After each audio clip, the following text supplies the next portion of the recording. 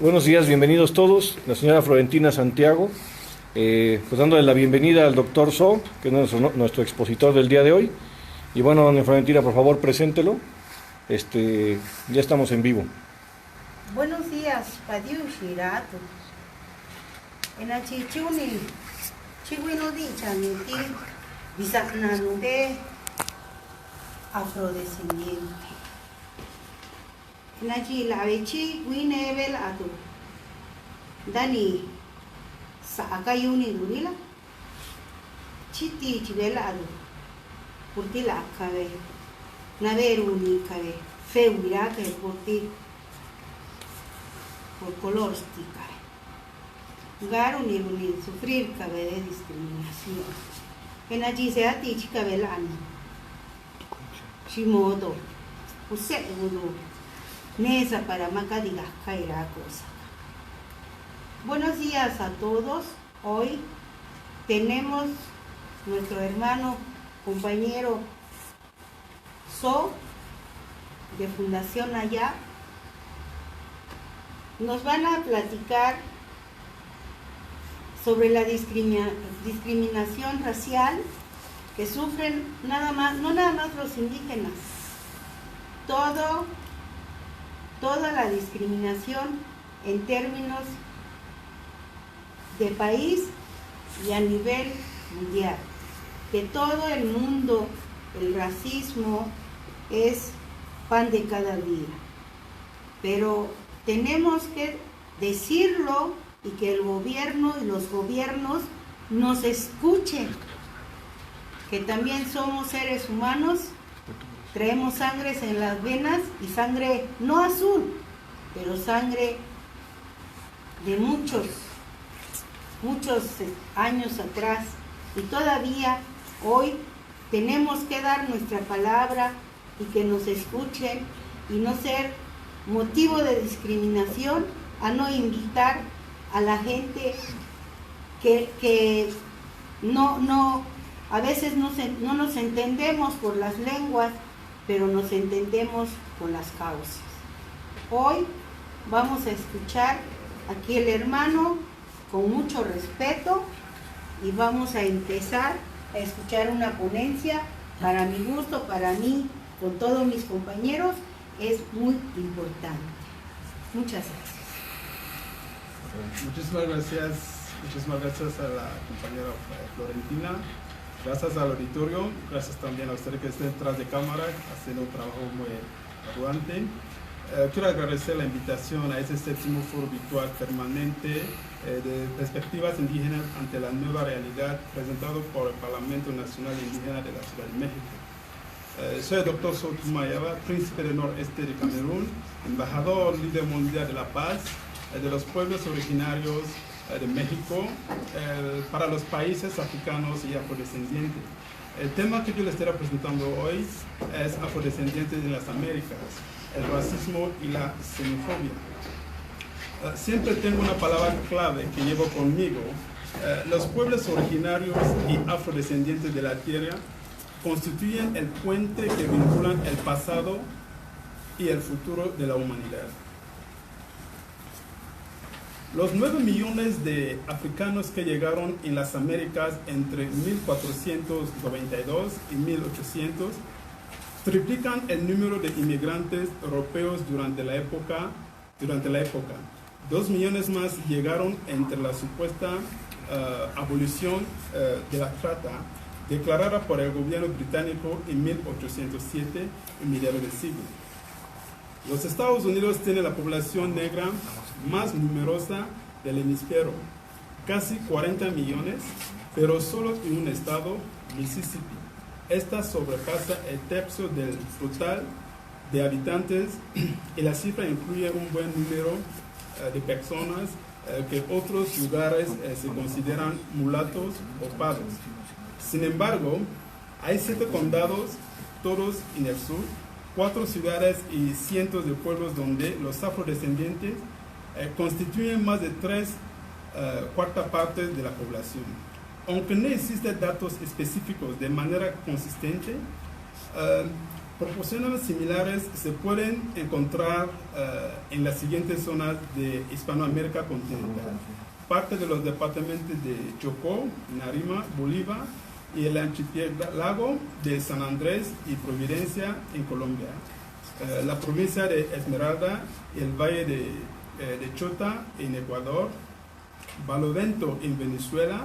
La costa del departamento de Colón y la isla de Rotán en Honduras y la costa de provincia de Limón en Costa Rica.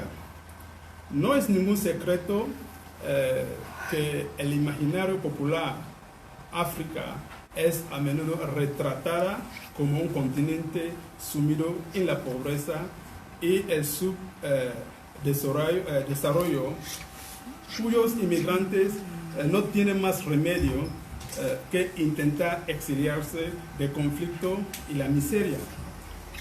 Frecuentemente al hablar de inmigrantes africanos, el significado suele reducir a un éxodo desesperado de subsaharianos que tienen como objetivo salir de sus países en causa de buscar una mejor vida. Determinadas retóricas alarmistas con un importante calado en la sociedad alimentan esta perspección, así como las imágenes impactantes de tragedias migratorias en los medios de comunicación. Será ingenuo afirmar que estas imágenes son irreales o que el drama no es tal, pero los datos disponibles sugieren que no se debe tomar este fenómeno como representativo del conjunto de la migración africana. Los patrones migratorios en África en general no difieren sustancialmente de los otros continentes.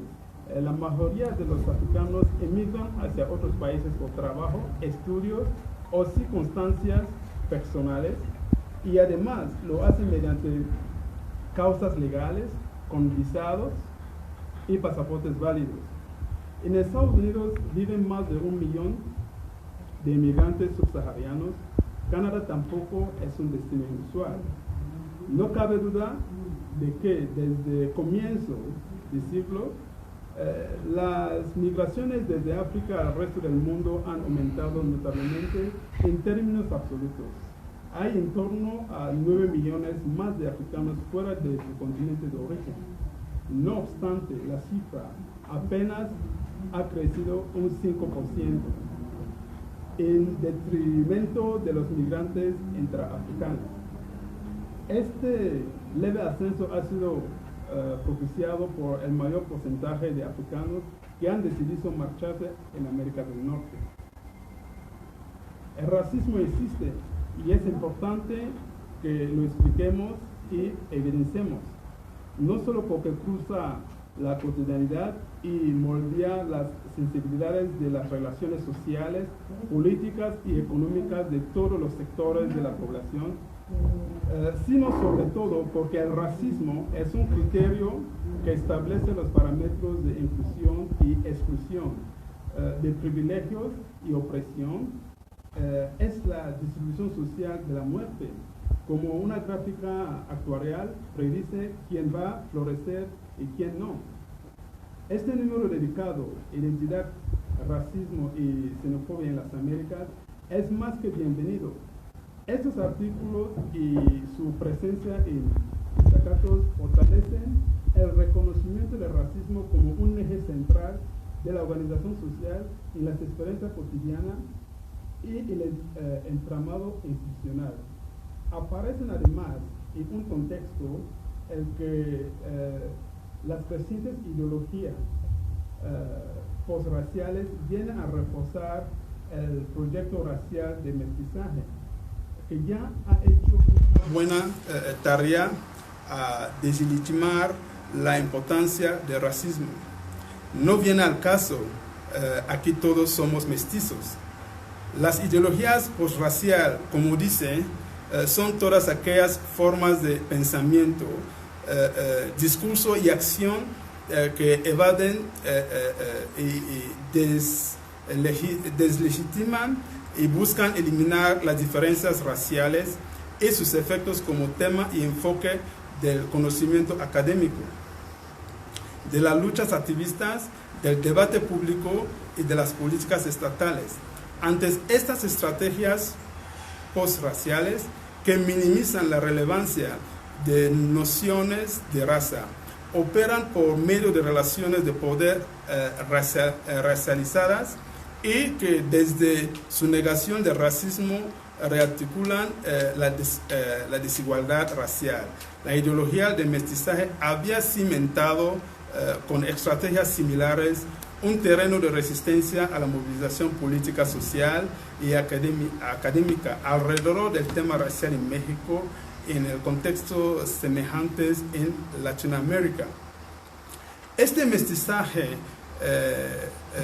ideológico, además, está basado a su vez en una enraizada experiencia colonial, en políticas civilizatorias y de modernización, en un racismo científico cruel que está ahí, suspendido, siempre listo para aparecer en escena.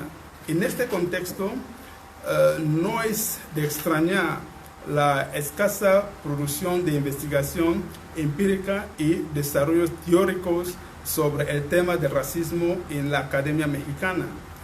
Recuerdo la dificultad de encontrar material sobre racismo en México, publicado en México.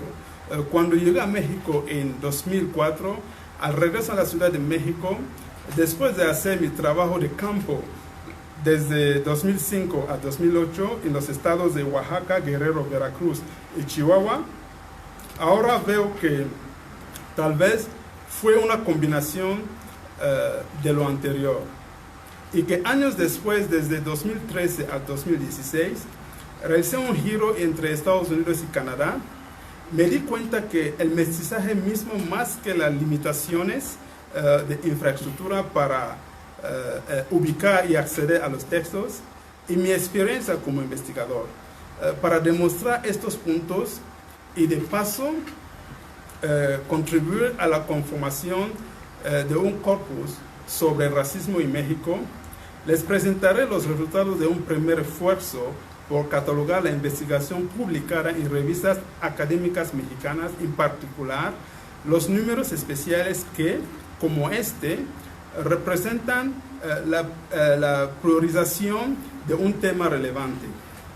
A continuación, exploraré algunos aspectos de terreno intelectual al que se unen o que continúan los autores y artículos de este número.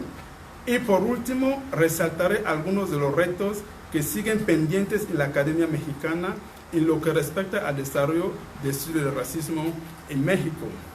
El racismo en sí es denigrar a una persona o una población, ya sea por etnia, creencia u otras cuestiones en específico, es tener odio y demás sentimientos negativos. El racismo no es algo actual. Se puede apreciar en todas las épocas de la historia humana por el racismo. Por el racismo, varias naciones no se pueden o pudieran aliar. Y no es por culpa de los gobiernos en sí, sino también el pueblo tiene una gran parte de responsabilidad. Esto del racismo nace por creerse superior a otra raza, etnia o por otra incidencia, y por el mismo hecho el racismo nace otras formas sociales, tales como la esclavitud, pero lo único el racismo genera es odio, resentimiento y sentimientos negativos, es decir, hace a la persona que le ejecuta, la hace menos sociable, no logra socializar con todos. Además, que estos sentimientos generados por las personas se transmiten a las personas dañadas y esta a otra, y así se va generando un círculo, ya que se va replicando, siendo difícil de erradicar, ya que se lleva mucho tiempo alimentándose de personas con pensamientos y acciones negativas. Vamos a entender un poco el racismo. Por racismo se entiende un modo de pensamiento que apruebe o rechaza automáticamente a un individuo, sin darse la tarea de conocerlo o saber quién es, solo según pertenezca a una u otra raza, es decir, una forma de preferencia, segregación o exclusión basada en el color de la piel, el linaje étnico o la procedencia cultural. El racismo usualmente conduce a prácticas discriminatorias, como la otorgación de privilegios sociales, económicos, legales, etc., a una raza sobre otra, o la negación a asociarse con personas provenientes de otras etnias. Todo ello es conocido como discriminación racial y forma parte de los crímenes de odio tipificados en numerosas convenciones internacionales que persiguen la igualdad entre las personas.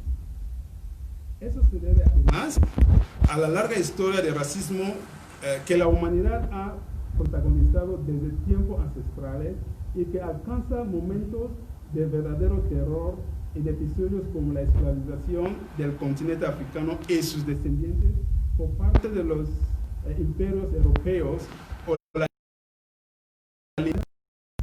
el régimen nazi alemán intentó llevar a cabo durante la Segunda Guerra Mundial, por citar dos casos.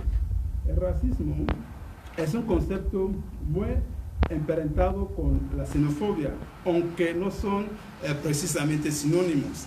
Además, el racismo puede darse a partir del color de la piel, de la forma de la facción o incluso de criterios más elaborados y difíciles de expresar. Existen muchas formas de expresar racismo, como son el racismo cultural, que se domina así cuando se rechaza o se denigra de las tradiciones provenientes de una etnia considerada inferior o mala, abogando por una cultura pura. La ironía es que ninguna cultura es realmente pura, sino que se trata de resultados de procesos históricos de asimilación y mezcla de hoy en día resultan indetectables. También tenemos el racismo institucional. Se habla de racismo institucional cuando las instituciones del Estado operan en base de la discriminación racial, es decir, cuando la justicia actúa distinta de acuerdo al color de piel del ciudadano o cuando las prácticas racistas se internalizan y normalizan dentro de la policía, como ocurre en ciertos estados de Estados Unidos. También tenemos el racismo inverso o discriminación racial positiva. Ocurre cuando se discrimina a un individuo perteneciente a la etnia mayoritaria, es decir, a quien normalmente no es discriminado, o también cuando se dan privilegios a un individuo que pertenece a una etnia discriminada como compensación por pertenecer a ella. Por ejemplo, cuando se otorgan cupos universitarios para miembros de una etnia únicamente. Tenemos también el racismo aversivo. Se emplea este término para nombrar al racismo y la xenofobia sutiles, disimulados dentro de posturas supuestamente contrarias al racismo convencional. Puede considerarse una forma de racismo inconsciente, ya que el individuo puede conscientemente no querer serlo, pero ciertas acciones inconscientes delatan su incomodidad o frialdad frente a miembros de otras razas. También tenemos el racismo oculto.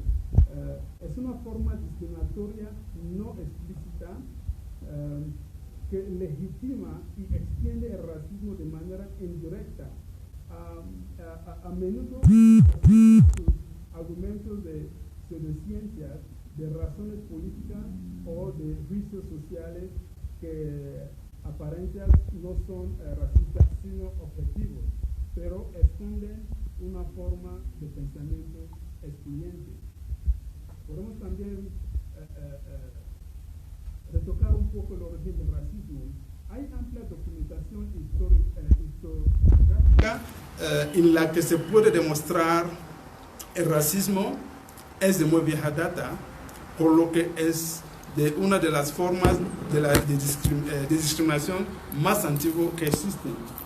Las justificaciones que han tenido los racistas han obedecido a motivaciones que se centran en criterios etnocéntricos, ideológicos, pseudocientíficos, religiosos y folclóricos.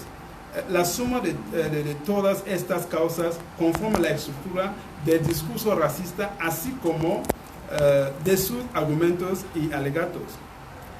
De las características presentes en el racismo, la que más resalta es la absoluta agresión por una raza específica que es vista como dañina o ajena a los intereses del discriminador. Existe desde luego un componente de prejuicios y sesgos cognitivos en los cuales el racista asegura que está en una posición superior y que, por ende, tiene el derecho a someter o eliminar a las razas inferiores. Esos preceptos en su momento recibieron una fuerte acogida y dejaron lamentables consecuencias.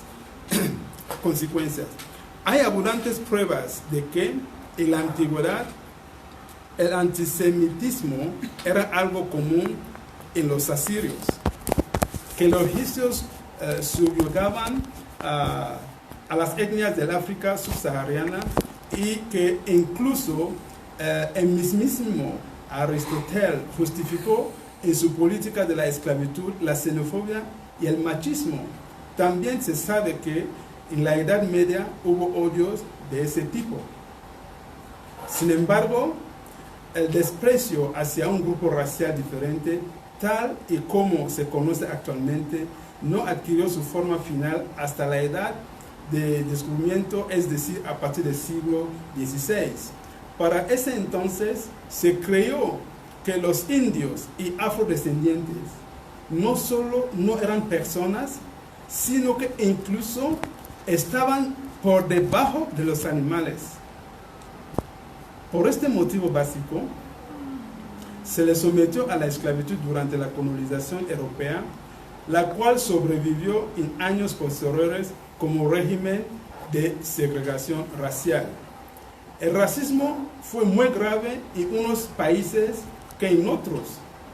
Así lo atestiguó Alexander von Humboldt cuando en su viaje a Cuba constató que los afrodescendientes eran mejor tratados en los virreinatos de la corona española que las colonias inglesas, francesas y holandesas, e incluso que en los Estados Unidos. Desde este modo, el racismo sirvió por siglos como una herramienta para promover una división social que se estructuraba por castas. El grupo dominante, con frecuencia, era la raza blanca, al menos en lo que concierne a la discriminación racial perpetrada en el mundo occidental. En otras latitudes se sugieren parámetros parecidos en los que el dominado era un ser inferior o, en su defecto, un ciudadano de segunda que no tenía acceso a los derechos de los ciudadanos. No es hasta los siglos XIV, no hasta los siglos XIX y XX, cuando el racismo llega a sus últimas consecuencias. En esos siglos se tocaron los extremos del genocidio o de sistemas de apartheid en los cuales los afrodescendientes eran ciudadanos pero con garantías legales inexistentes o muy reducidos. Las luchas, los mismos dieron como resultados su abolición y el establecimiento de una nueva orden en el que se implantó la libertad, el respeto, la igualdad entre los hombres. Tenemos algunas causas del racismo. Las etnocéntricas, cuando no se pertenece a la misma etnia de ellos, principalmente su linaje, es dudoso o está mezclado con otras razas. Ideológicas se basa en preceptos ideológicos planteados en la filosofía. Por ejemplo, durante el fascismo alemán, Alfred Rosenberg, pensador de Hitler, escribió un tratado donde afirmó que la raza aria era superior a la judía. Se encuentra el ensayo del racismo en esta temática. Pseudocientíficas se refiere a la limpieza racial, ya que va enfocada a los pensamientos que fomentan la eugenia. Racialización y racialismo. Para poder establecer correctamente el significado del término racialismo, es importante comenzar conociendo su origen etimológico. Así, en ese sentido, podemos determinar que deriva del latín, ya que está compuesto por elementos procedentes de dicha lengua. El sustantivo recio, que puede traducirse como razón, y sare, que emplea como sinónimo de convertir en, el sufijo sion, que se utiliza para indicar acción y efecto. El proceso a través del cual se utiliza la comprensión de la raza para clasificar a los individuos o grupos de personas en beneficio de algunos y desventaja de otros. El proceso de racialización se refiere a un proceso representacional de definición del otro, normalmente, pero no exclusivamente, somático, y el racismo constituirá una forma específica de racialización. Desde el racismo se entiende que existe una clasificación, jerarquía de razas que legitima la explotación de unos grupos sobre otros. La racialización está directamente relacionada con el mercado laboral, en concreto con la migración internacional de trabajadores y el desequilibrio de las relaciones de poder que caracteriza al capitalismo moderno, mientras que el fenotipo es un elemento importante en la realización de grupos de individuos, no es elemento crucial del proceso de racialización. Existe una relación intrínseca entre clase socioeconómica y racialización que asigna un conjunto específico de significados raciales a un colectivo. Se trata fundamentalmente de un contexto material, esto es, el mercado laboral y la competición de los trabajadores por conseguir un puesto laboral. El racialismo es la creencia de que la especie humana está naturalmente dividida en razas, que son categorías biológicas ostensiblemente distintas. La mayoría de los diccionarios definen el término racialismo como sinónimo de racismo. El racialismo es el reconocimiento de la existencia de razas y no implica la idea de superioridad de una raza sobre otras, como propugna el supremacismo, si bien suele llevar aparejadas propuestas de segregación o separatismo racial e ideas sobre la preferencia natural de las personas hacia la propia raza, tal como apuntan los recientes estudios neurológicos. De este modo, el racialismo concierne a la serie de doctrinas e ideologías que se han elaborado desde distintas épocas, distintas ópticas, a partir de la idea de la existencia de diferentes razas en la actual especie humana. Permíteme contarle una pequeña experiencia que tuvo una afrodescendiente del racismo en las Américas, basada en una relatora de hechos reales. El marco de referencia expone la racialización en contexto de diversidad sociocultural. la socialización, construcción de identidad y los contenidos de un currículum de docentes intercultural. En los años 2005 y 2006, su servidor impartiendo clases de inglés y francés en un centro de idioma. Como profesor de idioma sin ningún dominio de español, por suerte, el director de ese centro dominaba el inglés y que fue un gran apoyo para mi persona. Mi metodología fue aprobada por la administración. Los resultados obtenidos durante el ciclo escolar 2005, cosa que no fue bien recibido por los profesores mexicanos impartiendo las mismas materias. Terminé laborando tiempo completo impartiendo clase a los niveles básicos, intermediarios y avanzados. El segundo año fue muy difícil porque no solamente la burla de los estudiantes, de los profesores, pero diario al llegar a mi salón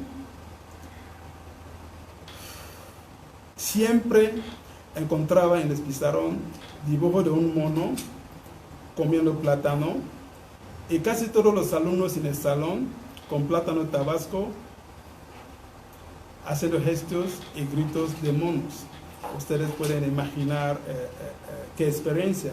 En este sentido, mi objetivo es de que la gente logre comprender que todos merecemos el mismo trato y respeto, que el racismo y la discriminación existen desde hace mucho tiempo y que es injusto porque nos dejen marcas como personas como la inseguridad, miedo, tristeza, depresión, el rechazo constante que recibimos día a día. En un marco referencial que tengo aquí como una investigación, un velo de discriminación se extiende desde los rincones más públicos hasta los más íntimos y lo cubre todo. La oportunidad de estudiar y tener un empleo digno, ser condenado por un crimen que no cometiste o ser sometida a tratamientos anticonceptivos contra tu voluntad. La entrada a un bar, un restaurante o un centro comercial. Los noticieros de todas las cadenas, los bombardeos de publicidad aspiracional y las telenovelas que se exportan a decenas de países con protagonistas rubios, héroes blancos y villanos prietos. Se dice que hay que mejorar la raza, a buscar pareja, que trabajaste como afro, cuando vuelves a casa y se te pide que no seas indio. La lista de frases de dichas racistas es interminable, pero el fondo hay un hecho ineludible. El estigma de ser llamado indio o negro marca la vida de las personas, lo que pueden reclamar y hasta dónde se le permite llegar. La apariencia física es la principal causa de discriminación en México y más de la mitad de la población indígena y afrodescendiente considera que sus derechos se respetan poco o nada.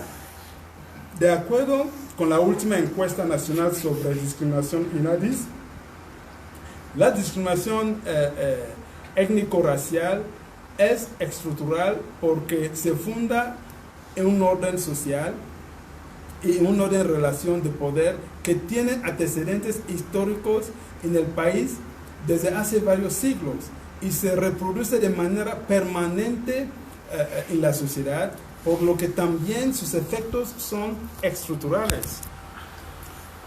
Así se nos enseña que el cambio está en nosotros y que le echemos ganas.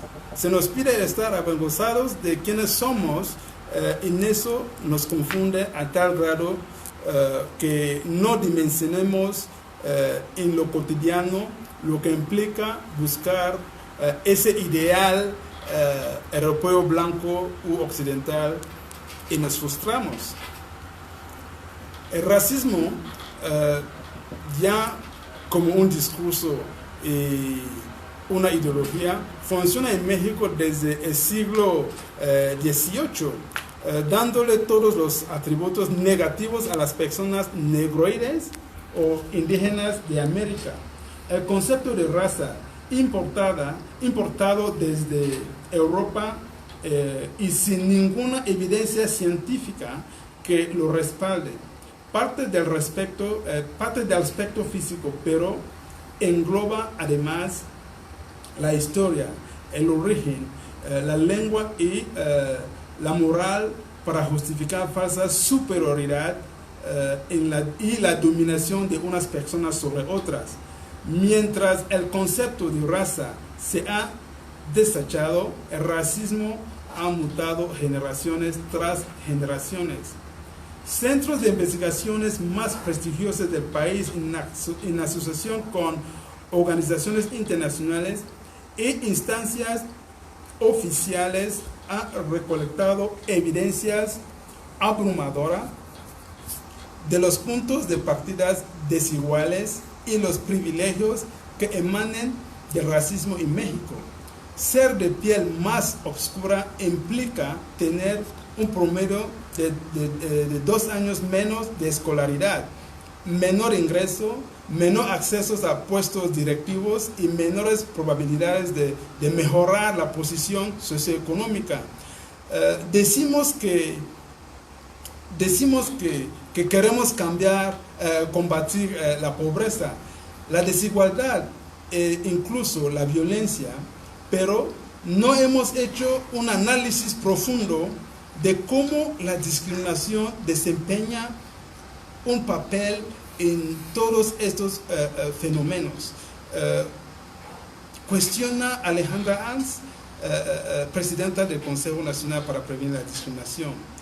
El componente racial de la pobreza hace que las líneas entre la clase y la raza sean difusas y que se tienda a reconocer más el clasismo que el racismo. Lo cierto, coinciden los especialistas, es que ambos existen y que sus efectos son acumulativos. Se puede ser víctima de discriminación racial y socioeconómica, pero la experiencia discriminatoria será peor para mujeres y personas con otras identidades de género, por ejemplo, que ya son discriminadas por esos motivos. La cadena de discriminación se extiende en todos los sectores de la población y crea un sistema soterrado de abusos y privilegios. Esto va más allá de ser indígena o afrodescendiente. Basta solo parecerlo o tener rasgos racializados para sufrirlo. Ya no estamos hablando del México profundo o lejano, estamos hablando de lo que vivimos todos los días. Tras un proceso doloroso y prolongado de denuncia social, el país se ha puesto poco a poco frente al espejo del racismo. Han pasado de un periodo de invisibilización a un periodo de visibilidad incómoda. Más secretos de la sociedad indagan sobre la pigmentocracia y el blanqueamiento, los prejuicios, el doble papel que implica discriminar y ser discriminado, y quienes se benefician de un sistema de privilegio. También podemos ver que históricamente el racismo se ha servido para justificar crímenes contra la humanidad como el genocidio y diversas formas de dominación de las personas como la esclavitud, la servidumbre, el colonialismo, el neocolonialismo y el imperialismo. El racismo suele estar también relacionado con el etnocentrismo, el chauvinismo y la xenofobia. La ideología racista, conocida como racismo popular, que se desarrolló a fines del siglo XIX, se usó para legitimar la conquista imperialista de territorios extranjeros y los crímenes que le siguieron. El racismo fue intensamente utilizado a partir de las últimas décadas del siglo XIX por los países europeos para justificar la legalidad de acciones de dominación colonial y genocidio en varias partes del mundo. Entre ellas puede mencionar el reparto de África. El racismo es hoy definido en todas las instancias y foros internacionales como una afrenta a la dignidad humana básica y una violencia de los derechos humanos. Un número importante de tratados internacionales ha intentado terminar con el racismo. La Organización de las Naciones Unidas utiliza una definición de discriminación racial asentada en la Declaración sobre la eliminación de todas las formas de discriminación racial. En algunos países hoy en día está personalizado el racismo desde penas menores hasta mayores, considerando esta discriminación como delito, lo mismo que sucede por orientación sexual, cultural u otra característica. Algunos la penalizaban con sanciones, como puede ser el cobro de multas con dinero. Podemos ver el racismo en diferentes épocas. En la antigüedad, algunas actitudes que hoy dominaríamos como racistas eran parte de una actitud natural propia de todos los pueblos, por lo que en esos tiempos era frecuente y normal a despreciar otros pueblos, a los extranjeros y en general a cualquier que no formase parte del pueblo propio. En la Grecia clásica, los extranjeros debían ser discriminados por ley, pero sin basarse necesariamente en criterios raciales, sino étnicos. También en la India conquistada por los arios, se aplicaba un sistema de castas para evitar el mestizaje con los aborígenes. Los espartanos aplicaban leyes raciales y genéticas para proteger y mejorar su sustrato racial con los conocimientos de la época. También se reconocería al pueblo judío como ejemplo de racismo discriminatorio por motivo tanto racial como religioso. Con el descubrimiento de América a través del Atlántico, trajo una nueva concepción de racismo aplicado en España y al resto del continente europeo, el cual comenzaba una nueva aventura colonialista en la cual era necesario mano de obra esclava. La esclavitud se había abolido con la llegada del cristianismo, pero fuera de Europa y del mundo cristiano se continúa con esta famosa práctica, la esclavitud. Desde la antigüedad de los egipcios esclavizaban a los nubios y sus vecinos, y con la llegada del Islam, los nuevos egipcios continuaron con dicho negocio a pesar de la competencia hebraica. Seguía siendo un negocio rentable. Con la necesidad de mano de obra, las potencias occidentales no dudaron en comprar esclavos previamente esclavizados por sus iguales superiores para formar parte de las colonias en Américas. Poco a poco el renacimiento y los avances sociales, económicos, etc., empezaron a seguir las doctrinas racistas y supremacistas. Tras diversos descubrimientos antropológicos, biológicos, se da origen a la ciencia raciológica. Habiéndose eliminado la esclavitud en 1933, Estados Unidos continuó practicando la segregación o separación racial durante el siglo XIX y mediados del siglo XX.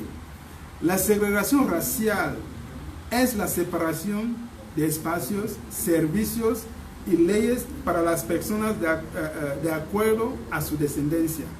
Como resultado de la lucha por el movimiento por los derechos civiles en Estados Unidos y del apoyo del presidente John F. Kennedy y de Lyndon Johnson, se firma la Ley de Derechos Civiles en 1964, en la que se prohíbe la aplicación desigual de los requisitos de registro de votantes y la segregación racial en las escuelas, en lugares de trabajo e instalaciones que sirvan al público en general.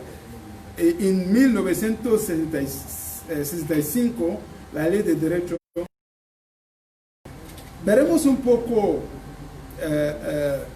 cómo estamos expuestos los afrodescendientes en México respecto al racismo. En México, la población afrodescendiente sufre niveles desproporcionados de pobreza y exclusión, y que además están sujetos a una significativa discriminación por motivos racistas.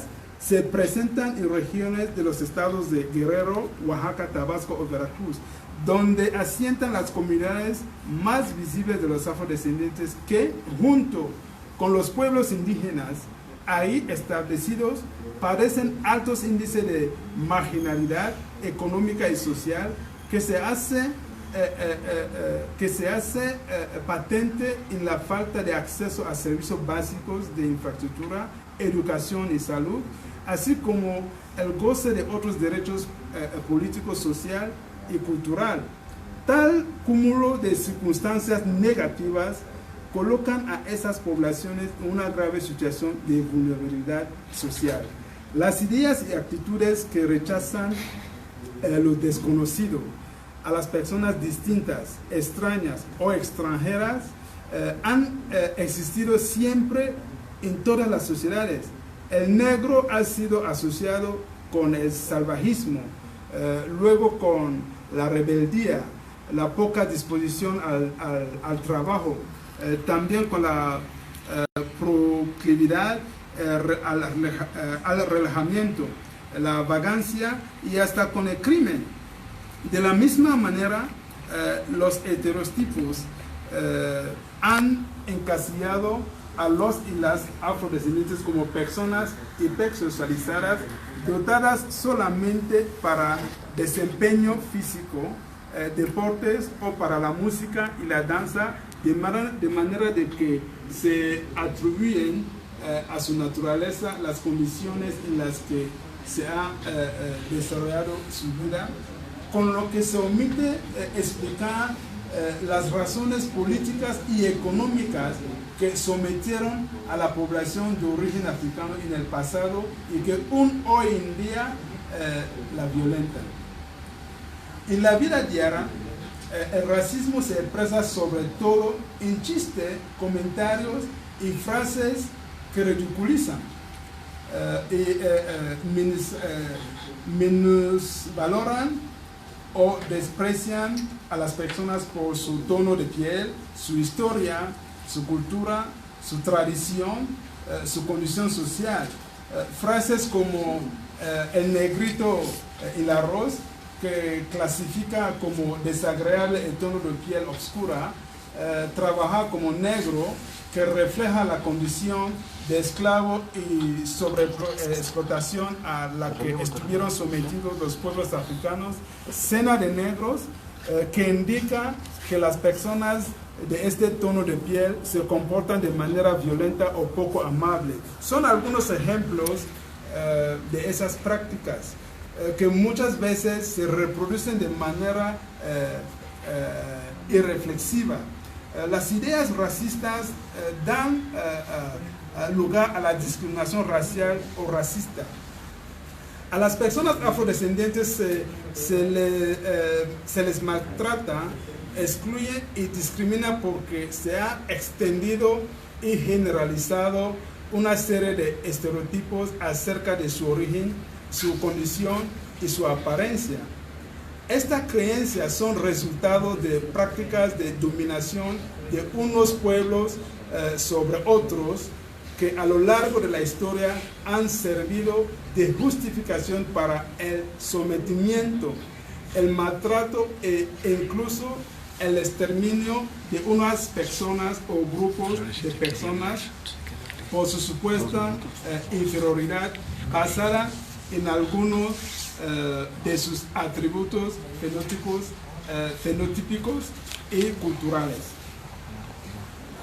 Estas ideas están en la base de muchos de los prejuicios y estereotipos con los que se describen y califican a las personas y a las colectividades de afrodescendientes, y con los que se justifica que hoy en día padezcan el maltrato o la discriminación de la sociedad, cuando no la absoluta ignorancia sobre su presencia y contribución en la historia de cada país. Pues tengo alguna propuesta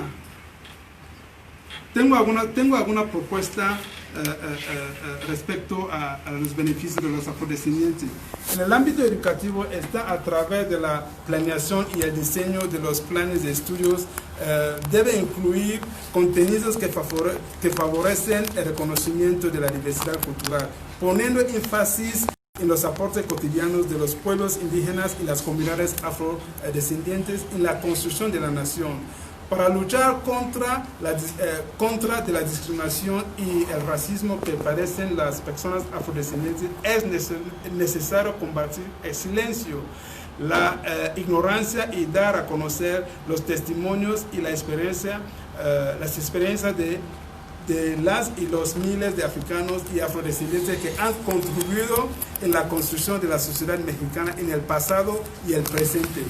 Asociar la formulación y seguimiento de políticas con diversidad étnica, coordinar y promover a las organizaciones sociales y su participación, coordinar las consultas previas y proyectos que afectan a las comunidades afromexicanas y la adopción de las medidas legislativas y administrativas, apoyar la conservación de las costumbres tradicionales, promover la incorporación del enfoque diferencial en las políticas públicas, apoyar la resolución de conflictos según costumbres de las comunidades afromexicanas, asesorar y coordinar la atención a los diversos grupos de población en la implementación de políticas que garanticen el ejercicio de sus derechos culturales. Lucha contra el racismo y fortalecimiento de comunidades, hacer cumplir las normas de leyes contrarias a las prácticas discriminatorias a través de acciones como campañas de concientización y programas educativos que promueven una cultura de igualdad y de la tolerancia. Amplía el acceso de los afrodescendientes a las universidades y a servicios públicos a través de la reserva de cupos, fondos especiales de créditos o entrega de becas.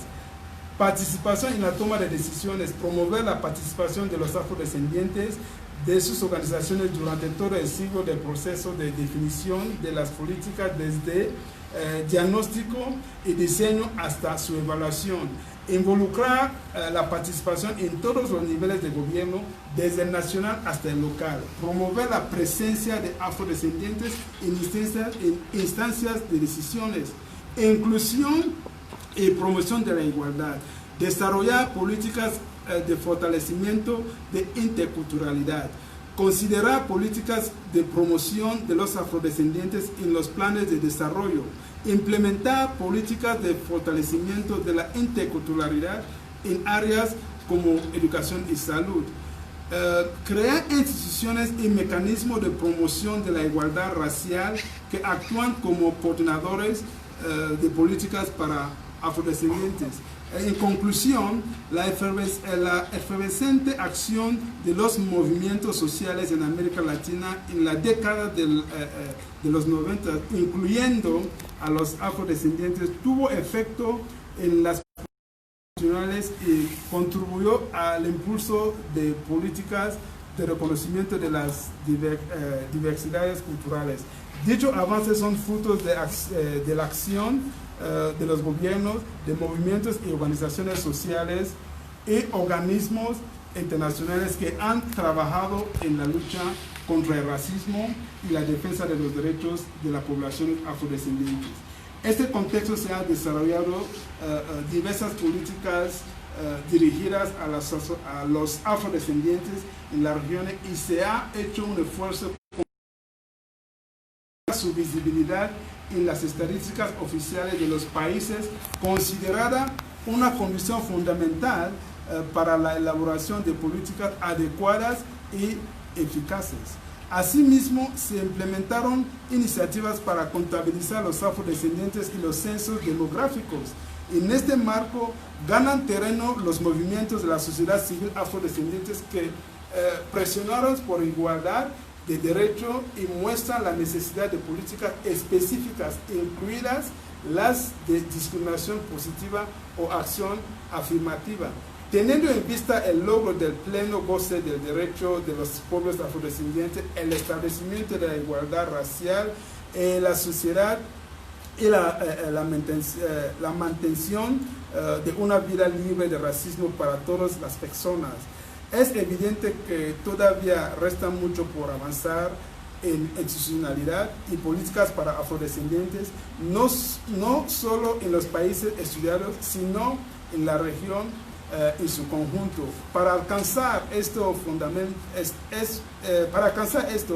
es fundamental un trabajo participativo entre Estado y organizaciones de la sociedad civil. Además, el rol de los organismos internacionales, especialmente en este decenio afrodescendiente decretado por las Naciones Unidas y que recién empieza. El desafío es enorme, pero en la misma proporción es la esperanza que al término dicho decenio más derechos estén cumplidos y de mejor manera, con mayor igualdad y menos prácticas. Pues termino en decir que una región con pueblos y culturas tan diversas tiene la obligación de proporcionar a todas las personas, independiente de su condición étnica o del color de su piel, el cumplimiento de sus derechos y una existencia libre de desigualdad y racismo. Es cuanto.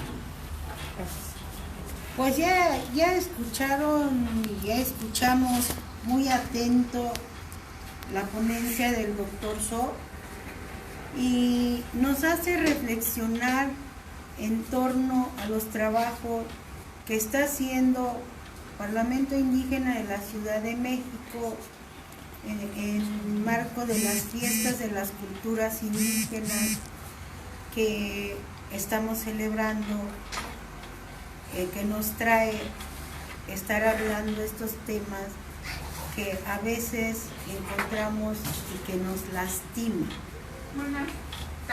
Entonces,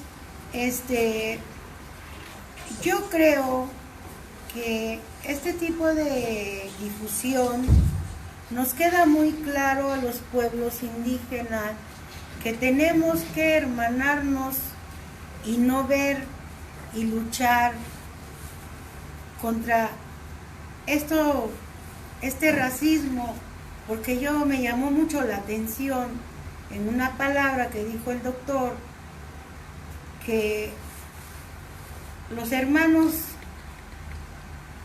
de afrodescendientes de América, mexicano, a nivel mundial, están no sanitizados, están satanizados. Sanatizado en el aspecto de que por sus condiciones son bravos, son todo se resuelve a golpes. No es cierto. Hay muchos hermanos afrodescendientes de México y de todo el mundo muy preparados. El mismo Estados Unidos tuvo un afrodescendiente en su presidencia, ¿sí? Y no con eso queremos decir los pueblos indígenas que ellos son todos resuelven a sombrerazo, como decimos aquí en México, los pueblos indígenas. Ese término tenemos que luchar. Eso es lo que forma parte contra esta discriminación, porque mucha gente, por las condiciones que nos ven a nosotros aquí en México como los pueblos indígenas, nos tratan como ignorantes. No es cierto, nosotros no somos ignorantes. Nosotros, esa cultura, ese corazón de querer defender nuestra identidad como pueblos indígenas, como hermanos indígenas. No somos los indígenas que con un programa de gobierno, con eso ya te resolví la vida. No, tenemos que ser parte de este sistema de gobierno que nosotros estamos entendiendo un cambio aquí en México, querido doctor. Este cambio nos está costando porque estábamos acostumbrados a otra situación. Esta transformación de este gobierno en su política incluyente, porque sí lo están haciendo, pero hay gente de abajo que no toma en cuenta eso, ¿sí? Yo diario veo a mi presidente diciendo que hay un cambio, que va a cambiar todo. Entonces yo vivo con esa esperanza y no sé cuántos hermanos viven con esa esperanza que sí llegue ese cambio. Entonces, por eso invitamos a los compañeros afrodescendientes, invitamos para que nos den, que nos iluminen con sus conocimientos, para no nada más verlos y que nos dé miedo. No hay miedo, ¿sí? Nosotros estamos viviendo doble historia.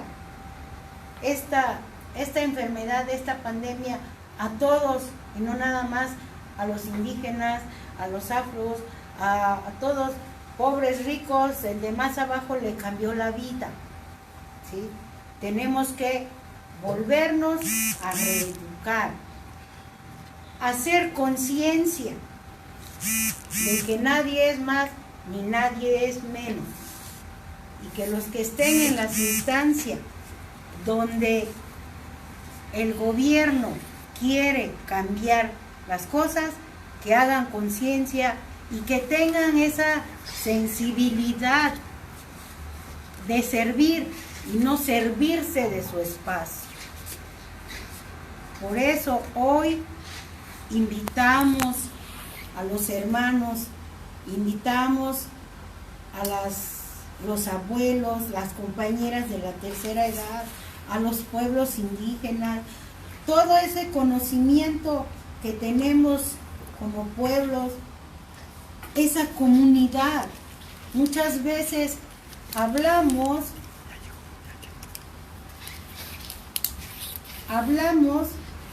de trabajos comunitarios, de tequio.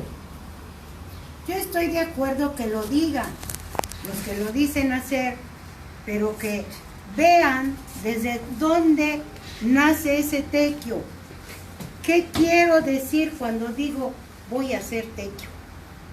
¿Qué quiero decir? Que quiero hacer comunidad. Comunidad. Trabajo común. Trabajo es donde vamos a hacer conciencia, vamos a apoyar. Nosotros como pueblos hasta hablamos con los animales en nuestra visión, ¿sí? ¿Y por qué no hablar con los hermanos afro, con los hermanos de diferentes grupos étnicos? ¿Por qué no hablar con los hombres que hagan conciencia? ¿Sí? Nada de que a las mujeres nos sanan con esa no, ya aprendí a hablar la sanitización, por eso no puedo pronunciar que me enseñan. Satanizan a los líderes, a las personas, sin conocer qué dice su corazón. Bueno, para concluir, yo invito a esa reflexión de conciencia, a esa reflexión de corazón. A mí no me determina este traje, me determina lo que dice mi corazón y mi conciencia, que si puedo hacer algo por alguien más, con gusto lo hacemos. Con eso yo concluyo mi participación aquí junto con él.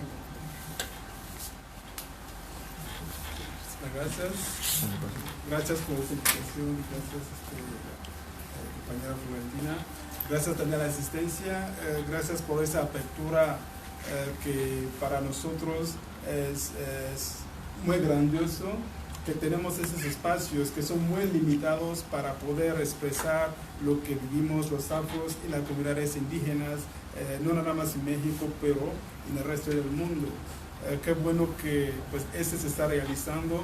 Desde luego en esta temporada de pandemia pues se pudo aperturar ese espacio para eso.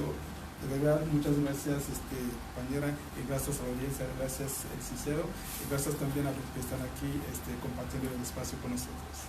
Pues doctor, no gracias a mí, gracias a todo un equipo de trabajo. Parlamento es todo un equipo de trabajo, varias organizaciones, y también es una forma de expresar nuestra cultura. Bien, pues los invitamos a que se queden, va a seguir transmitiéndose. Ahorita viene una tallerista que hace muñecas, Guadalupe Gallegos Vega. 2 segundos en lo que cambiamos nada más del foro y arrancamos con ella, y después sigue el grupo Nick Teja de la tercera edad con un bailable, y después vamos a seguir con una persona que colabora con nosotros en la parte del deporte del Parlamento Nacional Indígena con un tema muy importante de nutrición. No se desconecten, seguimos en vivo por el canal de Facebook Live de Parlamento Nacional Indígena y en esta sala de Zoom. Gracias por acompañarnos y ahorita continuamos. Gracias. Les vamos a enseñar a comer gusanos, a los niños y todo lo que animales, porque es la comida del futuro.